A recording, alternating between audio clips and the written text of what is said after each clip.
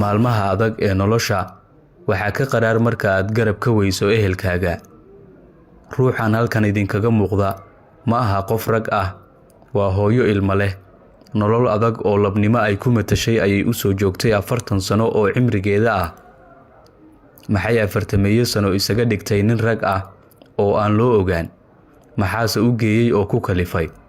warbixintan ayaan ku eegi doonaa qisada murugada badan ee hooyadan oo lagu magacaabo Hajah Siisa. sheekadeedu waxay soo xiriirtaa ilaa qarnigii tagay iyo 20 jirkeedii. Siisa iyada oo ah gabar da'yar ah ayaa la guursaday. markii ay 20 jirsatayna waxay dhabta ku siday gabar yar oo ay dhashay.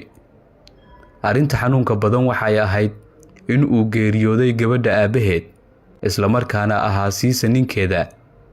halkaas ayay ka soo bilaabatay sheekada murugada badan ee Siisa. maalmo culeys badan oo ay nolosha ku kaliyowday iyo dharaaro ay garab ka weysay ehelkii ay ka dhalatay si ay u koriso gabadha kaliya oo ay ifka ka haysatay. Siisa waxay ku qasbanaatay inay iyadu u noqoto aabe iyo hooyo. marka ay ka sheekaynayso halkan waxa ay leedahay dhaqanka dalkeena Masar waa in gabdhaha ay guriga joogaan, caruurtana ay koriyaan. sidaas darteed shaqooyinka oo dhan waxaa loogu talagalay kaliya nimanka. taasi ayaana igu adkaysay in aan shaqo helo aniga oo dumar ah. sida kaliya oo aan ku heli karana waa in aan iska dhigaa nin rag ah. wixii ka dambeeyay maalinkaasi, hooyo Siisa waxa ay jartay timaheeda, waxay bedeshay dharkii ay xiran jirtay, iyada oo bilowday xirashada dharka ay xirtaan ragga. xataa waxa ay bedeshay codkeeda. shaqooyinka adag ee maalinlaha ah ayay aroor kasta u sooftaa ilaa laga soo gaaro 70 jirkeeda. laakiin markan waxay u shaqaynaysaa nafteeda. nolol adag oo labnimo ay ku matashay ayay u soo joogtay inta badan cimrigeeda. 43 sano oo ay sidatay gasaca baalashlaha ama caseeyaha sida aad u taqaan, iyo mar ay ka shaqayn jirtay dhismaha guryaha. hadda waa 70 jir Siisa. inkastoo ay rafaad badan ka soo martay, waxay ku guuleysatay korinta gabadheedii ay jecleed oo ay dhibkan u mudatay. ilaa madaxweynaha Masar Cabdilfataax al-Siisi uu ku abaalmariyay hooyada qarniga iyo halgankii nolosha. markii ay ka soo muuqatay telefishin ku yaala dalka Masar sheekada hooyo Siisa, dad badan ayaa la murugooday waayaheedii adkaa iyo noloshii rijaalnimada ee 43 sano. waxay dad badan dib u xusuusteen in ay maalin maalmaha ka mid ah u baalashaysay kabaha iyaga oo u maleeya nin rag ah, laakiin waxaysan ogeen duruuftu inay badday.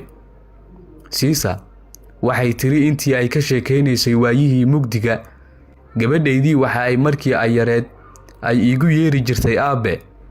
waxay u maleynaysay in aan nin ahay marka ay aragto dharka ragga oo aan xiranahay. alxamdulillaah, Allah ayaa ku mahadsan in aan xaqiijiyay korinshaheeda oo ay weynaatay. alxamdulillaah, inaan nafteyda kaafiyay oo aan cidina u baahan nolosheyda oo idil. sidaasi ayay tiri Siisa. waxay ahayd hooyo karti leh oo ka dabaalatay mawjadaha nolosha oo ciriiri ku noqday. waxay u soo sabartay oo ay gaartay ayay Alle uga mahadnaqaysaa maanta, inkastoo weli ay ku howlan tahay shaqadii adkeed ee baalashka kabaha.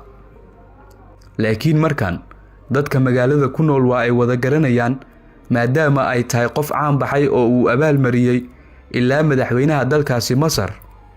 sababta ay weli ugu guda jirto shaqadan dhibka badan waa in aysan bini aadam u daba fariisan quudkii ay cuni lahayd sida ay sheegtay.